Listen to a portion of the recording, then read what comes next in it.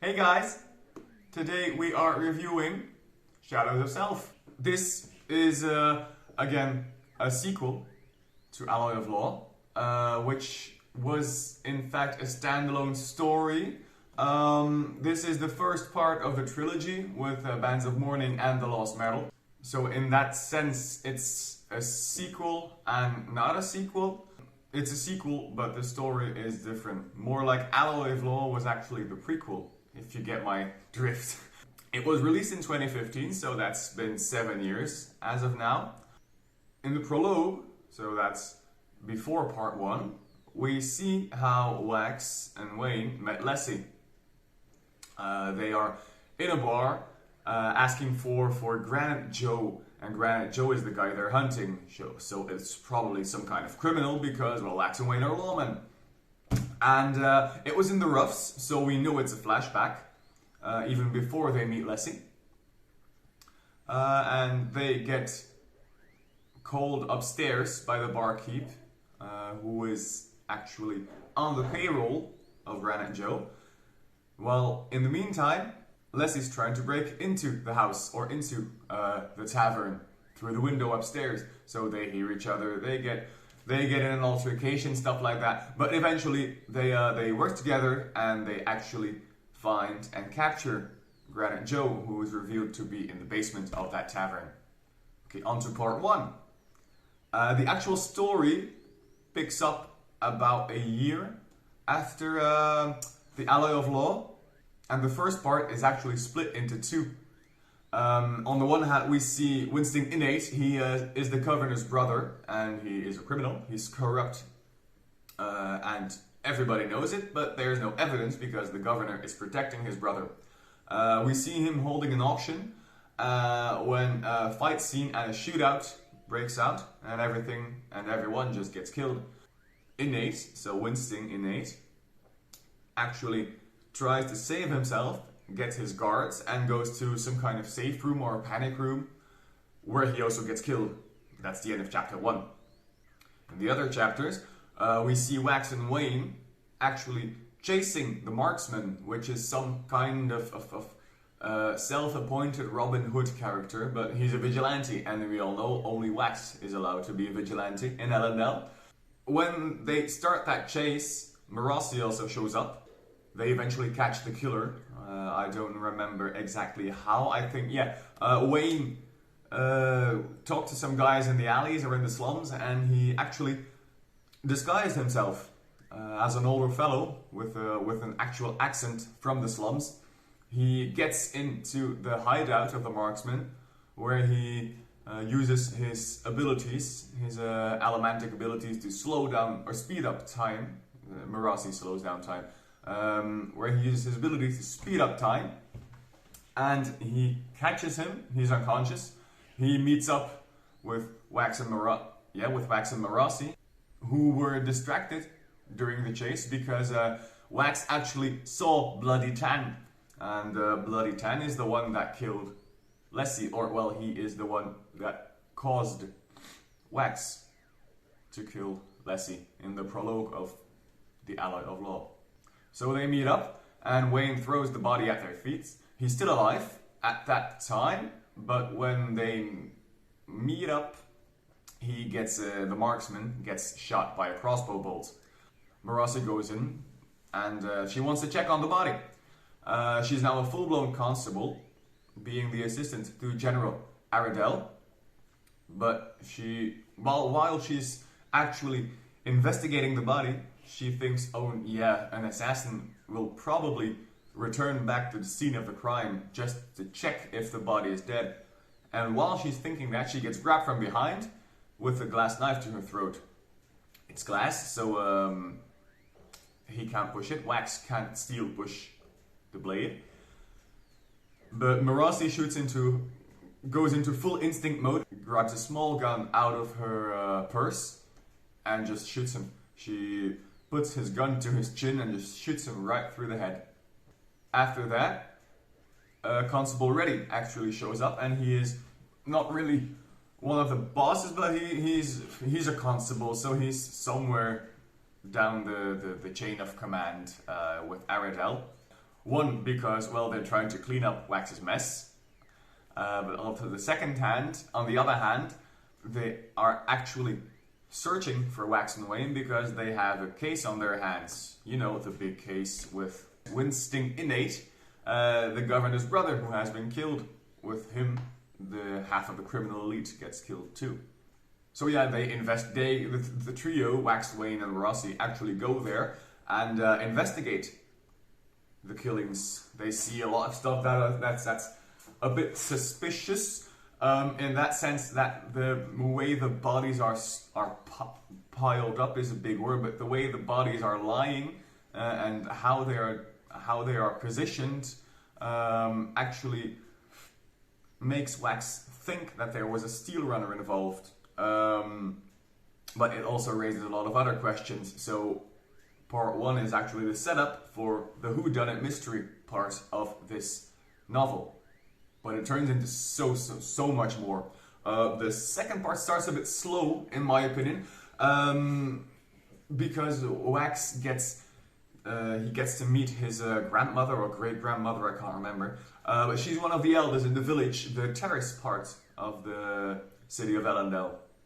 Because he thinks there's a steel runner involved, he visits his grandma because she has a list of all fairings in the city. There's only one in the entire city, which she knows of. But she says, no, it can't be her because I know her and she won't do such a thing. Wax does mention that the only way that the bodies have done like that, or that the scene has played out like that, is because of a steel runner, because, well, they can store physical speed, which means that they can make it look like they were in multiple places at once if they have stored a lot of speed for a few weeks, a few months even, and they can just take it all out in one big burst. She can move as fast as humanly possible, even I'm not going to say speed of light, but maybe speed of sound, which is incredibly fast, as you all know. So Wax gets the name from his grandmother. He goes to visit her, but he finds her dead. He finds her dead with a big hole in her chest. We know what it is, but they don't know yet. They also find a note in the woman's pocket, which says, "Someone else moves us, lawman." And those are the words that Bloody Tan, you know, the guy he actually saw in the prologue, in part 1, and the one that he tried to kill, but actually the one he killed, but actually killed Leslie instead. He used those words back in the prologue in Alloy of Law. At the same time, Wax and Wayne are investigating. Marassi is sitting at a speech, because the governor's brother is dead and he has to do something. And there's an attempt on his life, which Marassi actually actively saves him from. There's this guard that tries to move in her line of sight every time she moves her head, and suddenly he pulls out a gun and shoots. She's quick enough, she sees the gun and she just tackles him while throwing up a speed bubble. In her case, it's a slow down. It's not like Wayne who can speed it up, it's a slow bubble. But the catch is that when there's a bubble, be it slow or speed bubble, the minute sometime or something gets thrown or projected out of the bubble, like if you say, here's the bubble's edge, the bullet goes like that, and then suddenly it passes the edge and it gets deflected. So luckily, the governor did not get killed. I think some guard caught it as well. I think someone got shot. I don't remember who got shot, but someone did get shot. But they capture the guard and they actively interrogate him. They interrogate him, and it turns out that he's a decoy and that he has this little coin in his arm, which is apparently a message to Wax. Wax relates this to his uncle, and we immediately get a flashback as to why it's related to his uncle. Just before that, though, I forgot to tell you this. On the road from killing they investigated, they found out it was hemalurgy through the little book they received from Iron Eyes back at the end of Alloy of Law. And this is kind of an important part because on the road, in the carriage, Harmony talks to Wax, through his earring that he's received so many years ago. Harmony talks to Wax and reveals that the enemy is Bleeder, a Chondra. And being a Chondra, there's, of course, hemalurgy involved, which actually makes the connection between the Steel Runner that they just found dead with a hole in her chest and the hemalurgic Chondra. Back to that coin, that was also a hemalurgic spike, and it's related to his uncle, something with a bank and a loan, and banks being predators. Banks are bad, that's it. In the meantime, the city is in unrest. This is due to a lot of overly political scheming. Also the fact that, there are factories and machines now, which makes people have to work more for less money, or less, of course, for less money. There are also fewer jobs, because, factories have machines, and machines do a lot of the work for you, instead of doing everything by hand. And couple that with the food prices going up, and you have a basis for I'm not going to say a revolution, but you have a basis for an angry mob. So yes, it might turn out to be a revolution. Of course, that assassination attempt on the governor actually fuels that fire, because it divides the people. Some people are like, oh yeah, there are riots, we have to kill the governor and blow revolution. But there are other people that probably will take so. It's hard to put into words, but I think there are other people that say yes, okay, but the means do not justify, or the ends do not justify the means, so killing is not an option.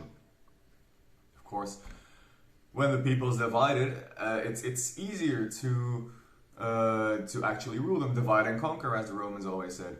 But that's for later on, because the political story actually becomes more and more important as the story progresses.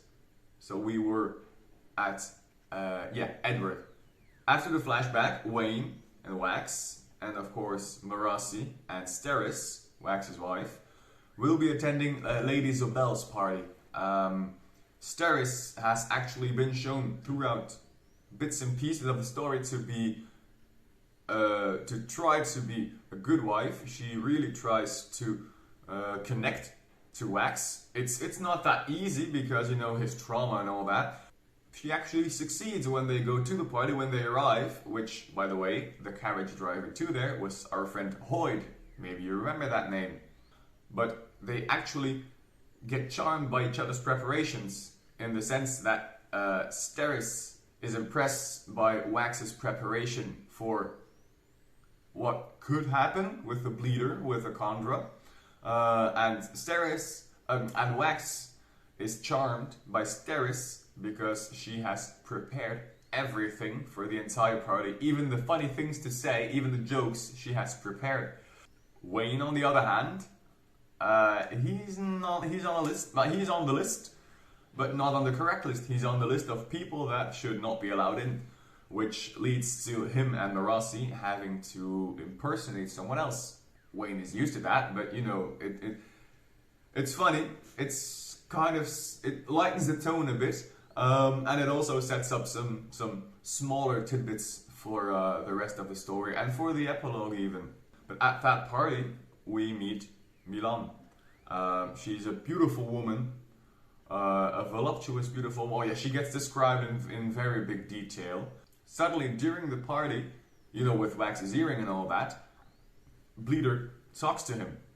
And Bleeder is a part of ruin and a part of preservation, but considering she did not want to be two-part anymore, she did not want to be under Harmony's control anymore, because that's her whole thing. Everyone is a pawn by Harmony. So she actually removed her own spike, which is now why she's going mad. She only has Ruin's spike left, and as we know, back in Mistborn Era 1, we had Vin's earring, Vin's little hemalurgic spike earring, through which, of course, Ruin talked to her. It was in the form of her brother, but it was Ruin. Of course, Bleeder talks to him, which causes Wax to promptly leave the party and actively chase Bleeder. He gets cooped up with her minions, and he gets helped by Milan, which actually is revealed, or who is actually revealed to be Milan, Tensoon's adopted daughter from back Mistborn Era 1 again. She helps him survive and get away. But yeah, as the evening progresses, there are a lot of stuff that stoke more unrest, threatening to throw the city into complete chaos, not just unrest. So Palm, Bleeder, Palm is her real name, that gets revealed by Harmony as well. Palm is her real name, but Bleeder dresses as a priest, murders as a Pathian priest, and murders a survivorist priest. So two, I'm not going to say juxtaposed or contrarian religions, but just two rivaling religions might be a better word. But he murders it and then displays him in the survivors' church, dividing and setting them up against each other. So if they were not enemies before, they are enemies now. Wax and Milan, actually come to the scene of the crime, and at a later time they convince General Aradel, was his name? Yes, they convince him that a Kandra is actually responsible for the killing. Aradel doesn't believe it, but Milan actually is a Kandra, and she turns translucent to convince him, proving the Kandra still exist. This prompts Aradel to ask the governor to declare martial law, which he does later on, and is another source of unrest or a source of anger for the people. Bleeder tries to make another attempt on the governor's life, but she is stopped. She's not stopped. She fails, killing his guard instead. Wax gives chase, of course, as he is prone to do, but she escapes. He finds evidence that she has been back to the Kandra homeland, which Milan confirms, of course. It's the glowing plant. I can't remember the exact name of it, but considering Wax finds that evidence, considering his proneness to chasing his actual his prey, let's put it that way, he actually physically goes to visit the homeland. In the meantime, Wayne and Milan stay with the governor because he insists to protect the city. He even tries to save the city, but that's for later on. Before Wax gets to the homeland, because he is probably trying to save, or he has run out of steel, so he uses a carriage. He actually meets up with his uncle to try and, I'm not going to say convince him, but at least he wants to recruit him also. Not the correct word, but he wants to get help defeating a common enemy. Because, Bleeder wants destruction, while Uncle Edward just wants domination. And if everything is destroyed, there's nothing to dominate. But alas, Edward says, oh no, I'm just going to wait and have you fight each other, and then maybe when two dogs are fighting over the same bone, I'll be the third one. While Wax is on the road again to the Kandra homeland, Wayne and Milan are still waiting with the governor. They get a visit from Renette, actually, our old friend the gunsmith, who delivers a special bullet to them, made from the earring from Wax. She did that quite quickly, to say the least.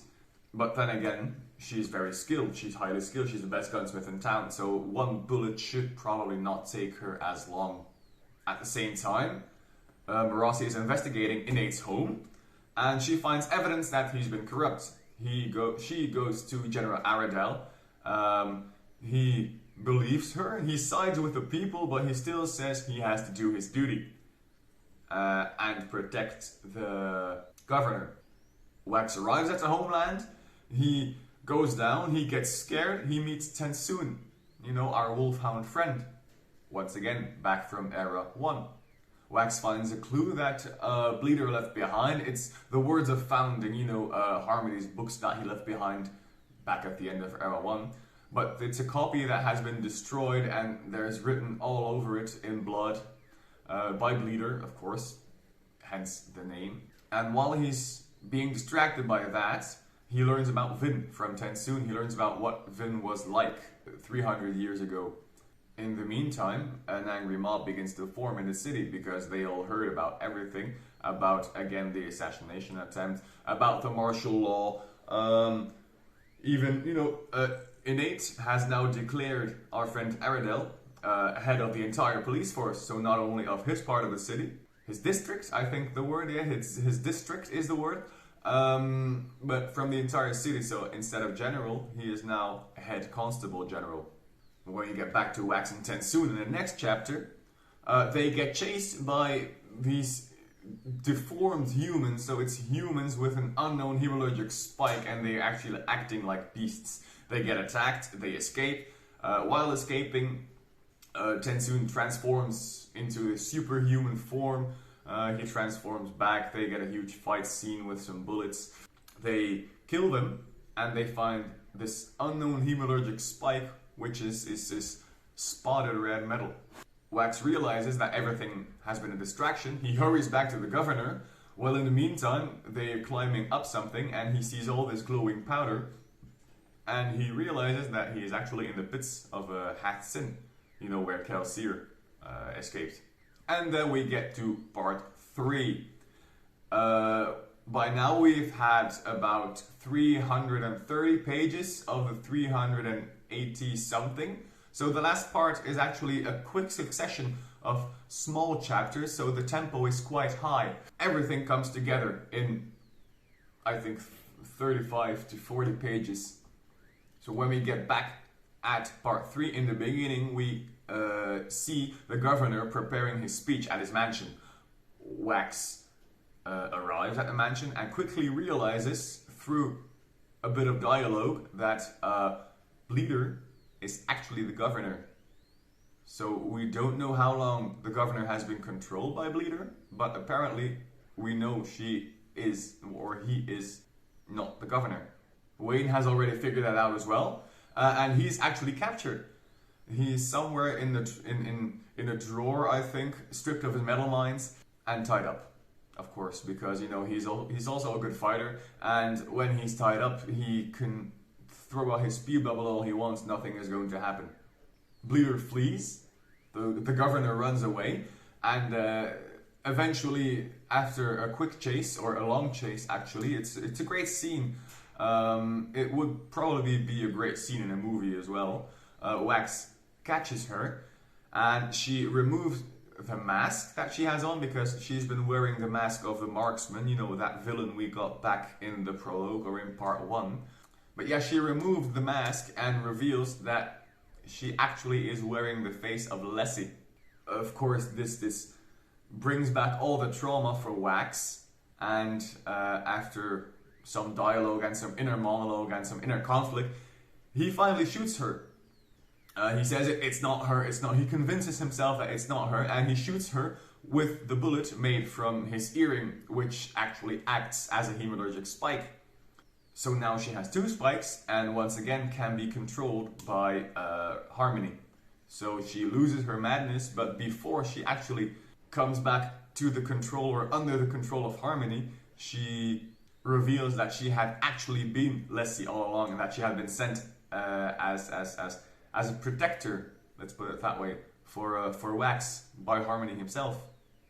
She also reveals that they can die. No, she doesn't reveal. It was revealed in a conversation between Wayne and Milan, but she chooses to die instead.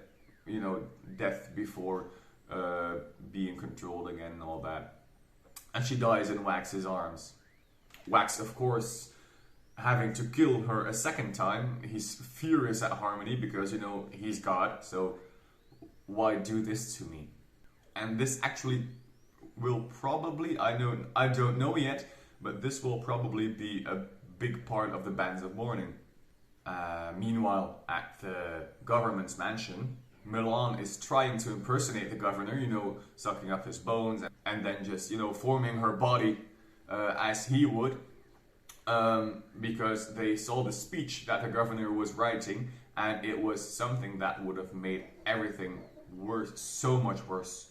Still, Milan is not experienced in impersonating governors, so it does not really go well, and the mob is being angry. You know, it's being rioted as well. There's a soother and a rioter somewhere not far from the mob, but still, they get rioted until General Aradel shows up with a genius plan. He just arrests the governor, actually accusing him, or accusing Milan, of the corruptness of him and his brother, promising to the crowd that he will arrest more nobles and clean up the city. I think his exact words were, I can't remember the exact words, but he says we won't be killing people, but I could use the army to, you know, clean up. And so the people willingly go with Constable Head General Aradel, you know, the chief of the entire police force, who later gets appointed as interim governor. The city is of course saved. Arundel is the governor, and you know, we see the surviving or the innocent nobility patting themselves on the back for being so progressive that one with no noble blood can be a governor. And that's part 3. And then of course we have the epilogue where Wax is sitting by the fire with Steris and Wayne. They both try to console him, but of course they fail because he's just been traumatized. Again, by having to shoot Lessie again. Marasi comes in with a spike. She recovered from Bleeder's body, or Lesser's body, as you wish. They don't care. Wax doesn't care, Wayne doesn't care, Steris doesn't even care, but she is shown to be a wife. She's shown to be trying to be a good wife. But, you know, Wax is consumed with hatred and fury and sadness at the same time for harmony, so she just leaves. And goes to the station where General Aradel is having the time of his life, being the governor. He hates paperwork, and he actively complains about it to Marasi, and actually gets angry at her. Not really angry, but he berates her for not trying to stop him, you know, doing that coup. We also see Milan, our Conde friend, still impersonating the governor, and she will be trying to fake his death. She will hang herself. Of course, for her it's not lethal, because she does not want to be in a trial, because she believes that because they don't know for how long he has been controlled by our bleeder, or he had been impersonated by our bleeder, we don't know how guilty he actually is of being corrupt. She later reveals that she doesn't know what kind of metal that spike is that Marasi got, and even Harmony does not know, which leads, of course, to Marasi trying to research it, and she comes across the name Trell in that book she got from Iron Eyes, and she gave it to Wax, but she probably returned it or got it back in some way, I don't know. It's not revealed, but you know, there's always some time going on off screen, so she might have just asked for it back. And at the ending, there's just Wax sitting by a dying fire and Steris throwing on the log and just consoling him. He puts his head on her shoulder and just starts crying, and that's the ending. So we of course have criteria for reviewing a book, which I've already mentioned. They will always be the same, so I will start again with the same one, which is entertainment value. This book was miles better than The Alloy of Law.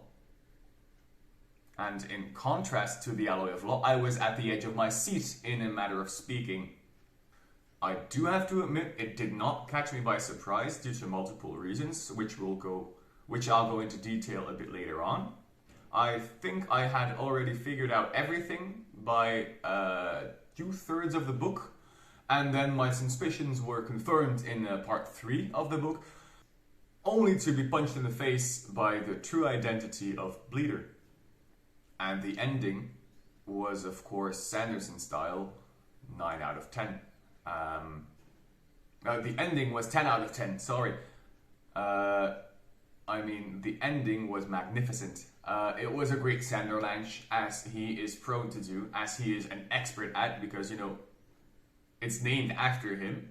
So it's kind of his trademark style. So yeah, as I've said, 9 out of 10 for entertainment value. Next up, the characters.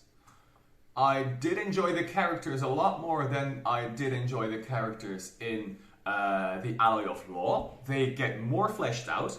Wax and Wayne's pasts both get fleshed out in separate chapters, in separate points of view as well. While Marasi gets her own storyline, an entire storyline of her own. And even Steris gets character development. She turns into an actual lovable character. Even the side characters like General Aradel actually get some character development. Most of the characters have actually turned into this multifaceted combination of emotions and feelings and history and an accumulation of everything in their past, in contrast to the Alloy of Law, where there were mostly 1 or 2 dimensional archetypes or stereotypes even. Next to that, we also have Sazed, God, or Harmony, as he's called there, who also gets development in the sense that he is shown to be having difficulty balancing his human side and his divine side, doing more or less for humanity, and for Scadrial in general, because, he wants to push them forward, but he also wants to hold back because, we have to find our own way, according to him. So yeah, it's a difficult balance, and it actually shows in those small conversations he has, because he does not have that many lines actually, but they are very efficient. I think in general the characters will be given 8 out of 10, which is a lot better than the 6.5 out of 10 I gave for Alloy of Law. Of course, what's important? There's the entertainment value, there's the characters, and then there's the plot. It starts out as a simple whodunit mystery, but it goes so much further than that. It turns into part political thriller, then there's a part mystery and a part crime. Of course, all of that is in a Western fantasy setting. As Brandon himself has already said, it's Sherlock Holmes with Clint Eastwood, but this is it's more than that, actually.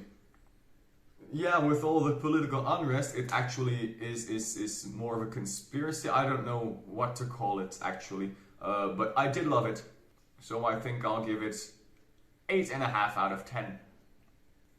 And the plot, of course, inseparably woven together with the writing, which is, in Brandon's case, quite economical. The prose is basic, even, to use a crude word. So with the dialogue, I did not mind it in general, because every sentence thrusts along the story, but on the other hand, there is a lot of banter and humor that sometimes seems forced. He has admitted himself that it is one of his weaknesses, writing humor, and he apparently is not the only one. But yeah, I don't have big issues with it. Pacing wise, it's just great. I mean, we only get 35 to 40 pages of part 3, but we don't actually need more. At first sight, I thought, wow, this will be a big book and then just a short ending where everything will be way too fast. But I have to disagree, actually, with my own opinion, just because it's a long setup. And that setup takes about 300 pages, which makes sure that even in part 3, where there is a quick succession of short chapters, everything still makes sense, just because that setup was so good. I don't think I would change anything about the pacing, so I'll give that an 8, together with the voice and the tone and the general storytelling, which I see as just one part. And the other part, of course, is the prose, which I already give a 6 for. So if I put those two together, that's 14 out of 20, which makes 7 out of 10. We also have, of course, the world building. I really wanted to give it 10 out of 10 out of this, but I couldn't. Just because I have already mentioned that I did not like the fact that the terrace world, the village, was not fleshed out in Alloy of Law, which he did in here, but not enough, in my opinion. There is only a few lines, or a few chapters even, if even that, actually about terrace people, so I think I'll just stay with my original opinion, because I don't really feel the need for the rest of the world to be explored right now. Only that is important right now. So we have Elendel, and of course, you know, the terrace people, the terrace village, because it's a part of our main character, and I want to know more about that. And I don't feel like we know enough. So I think I'll just stay with my opinion from the Alloy of Law and give it a still extremely good 9.5 out of 10. And after that, there's the finished product, which I think was great. I did not see any spelling or grammar mistakes. I did not find any plot or continuity errors. I loved the cover, you know, the white and blue with the mirror and the man in front of it. It's very simple, it's very elegant. I also loved both maps inside, both of the Elendel Basin, and then the focused map of Elendel itself with all the octans and the fields of rebirth inside of it, all stuff like that. The only thing I did not like was the synopsis or the blurb on the back. It gave away the ending of part 1. It gave away the fact that our killer is Kandra, and it gave away the fact that it's a larger conspiracy. So I will give it, I have to deduct points just for that, because I felt spoiled in some way. So I think I'll, instead of 10, I'll deduct a point and then a half point because of some weird grammatical choices. It was nothing major, because I just found some sentences which ended or went in unexpected directions, which I would not use myself, not in speaking nor in writing language. But it was nothing major. It was just something that I didn't expect and don't expect to ever use, to be honest. But well, that's just me. That's not my decision. Still a solid 8.5 out of 10. You know, that's not bad. On contrary, that's very good. And if my calculations are correct, which they are, the total number or the total grade for this book is also 8.5 out of 10. I think I'll just let it here. I won't move the grade and I won't remove the grade and then just put it back in. I'll just leave the grade here. It's also 8.5 out of 10. It's actually 8.42, but I'm feeling generous and I'm a round up a bit.